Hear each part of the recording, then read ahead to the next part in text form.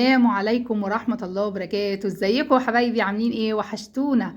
معاكم الشيف المصري عماد محمد جابر. اهلا بيكم حبايبي، نورتوني. النهارده معانا الحواوشي المصري او الحواوشي الكهراوي على طريقه الاسكندرانيه. بقى هنعمل لكم حاجه جامده في العيش الاسمر الجميل الكهراوي اللي اكيد مصر كلها عارفاه، بس هنعمل فيه الحاجه بتكون نيه. هنقدم مع بعض احلى حواوشي لحمه وصدق. هنشوف المكونات بتاعتنا وهنعمل ايه مع بعض، ونبتدي مع بعض كده، وحاجه خفيفه وسريعه بدل ما نودي الفرن وتكاليف الفرن، احنا نعملها احسن على الطريقه الكهراوي الجميله المصراوي الجميله. نشوف معانا ايه ونشوف الطعم هيطلع معانا ايه، واللي عايز يتعلم معانا ويكتب معانا يلا بينا نجمع حاجتنا كده ونقول بسم الله الرحمن الرحيم. معانا طبعا ربع كيلو لحمه، ومعانا ربع كيلو صدق. تمام. معانا جبنه مثلثات وجبنه رومي مبشوره او تركي مبشوره. معانا البقدونس للحمه، طماطم وفلفل الوان للصدق، ومعانا البصل الجميل للحمه، ومعانا البهارات بتاعتنا ملح فلفل كمون، ومعانا جوز الطيب. تمام. ومعانا شطه وحبه بهارات خفيفه عشان نطعم بيهم الاكل معانا. هنبتدي الاول باللحمه المفرومه، تمام، اللي هي الحواوشي بتاع اللحمه القاهري. هنشوف هنعمل ايه. بنبتدي الاول باللحمه، هنحطها في الكبه عشان نلف كل مكوناتها مع بعض. تمام. ونشوف بعد كده هنعمل ايه في الصدوق. ادي اللحمه بتاعتنا الجميله. يا ريتكم تعملوا الطريقه ديت وتعرفوا احنا بنعمل ايه. حطينا اللحمه، ومعايا بصلايه صغيره موسطنه عشان دي كلها ربع كيلو لحمه مش كتير، دي على قدي انا والشيف ناديه طبعا. تمام. ادي وادي البقدونس.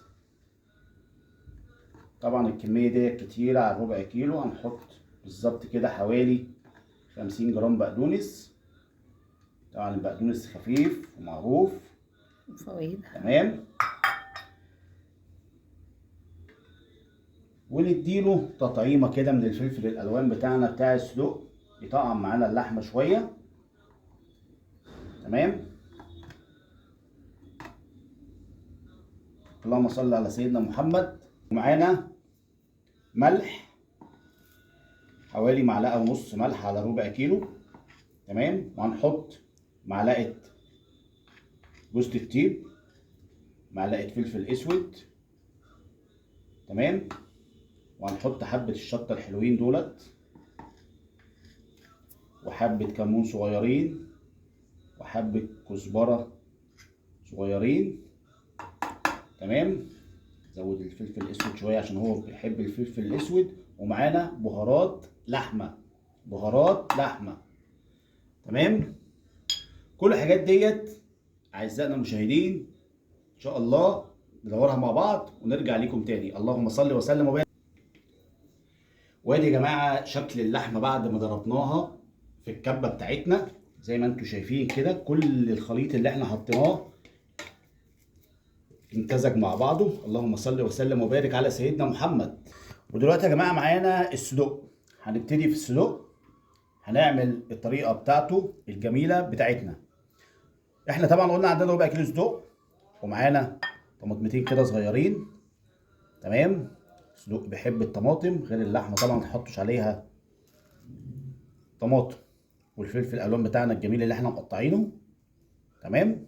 هي حاجات بسيطه خالص وحاجات ان شاء الله تعجبكم. هناخد بعد كده معلقه الملح اللي عندنا الجميله اللي كانت فاضله لنا من اللحمه ديت. تمام. والفلفل الاسود، طبعا الصدوق بيحب الفلفل الاسود جدا. وبرضك هنحط له بهارات لحمه الخفيفه بتاعتنا ديت، والسنه اللي فاضله من جوز الطيب الجميله تطعم لنا الدنيا.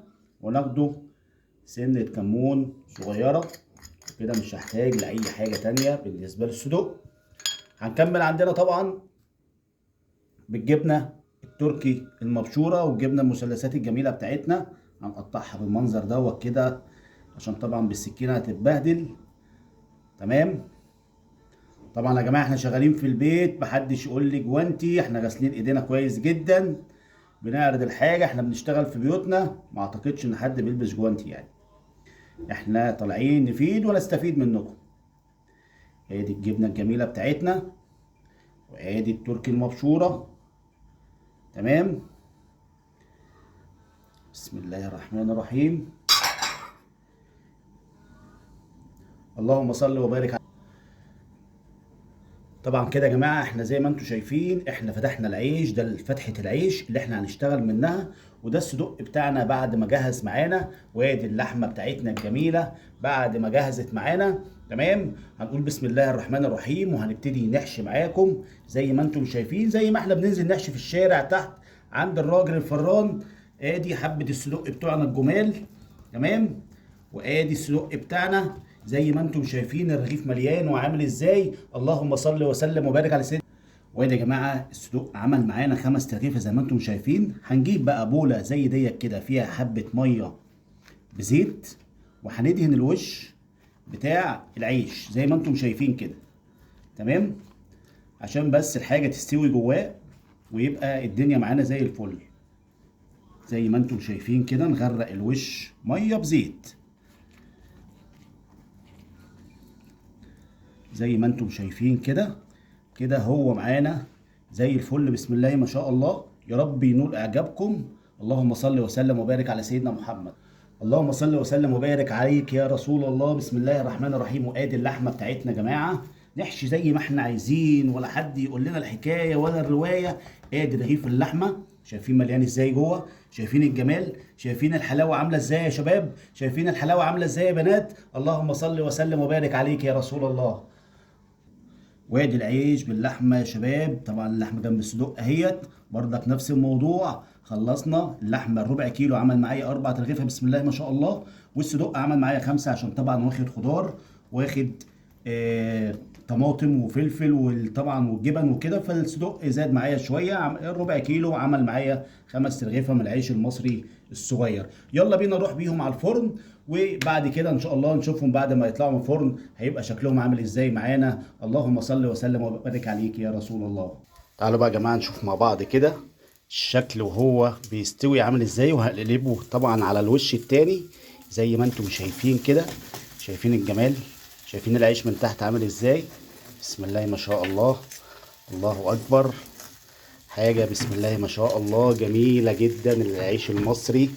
يعني احنا طبعا الاسكندراني هنا اللي احنا متعودين عليه هو بيبقى كويس، بس يعني ده بيبقى ليه طعم مميز غير الاسكندراني. شايفين الوش كده اللي كان من تحت عامل ازاي؟ بسم الله ما شاء الله.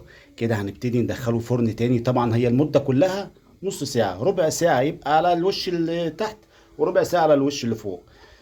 نكمل مع بعض. وادي الشكل بتاعه النهائي يا جماعة. الف هنا وشفا عليكم يا رب. زي ما انتم شايفين منظره طالع تحفة ازاي زي ما انتم شايفين. وادي السوا بتاعه من جوه بسم الله ما شاء الله. شايفين اللحمة استوت ازاي وبقت زي الفل. ملهلب يا جماعة ومولع. يلا بينا والف هنا وشفا عليكم. جربوا الطريقة دي هتعجبكم. تابعوني، فعلوا الجرس، تابعوني على اليوتيوب، تابعوني على التيك توك. الف هنا والف صحة عليكم يا رب.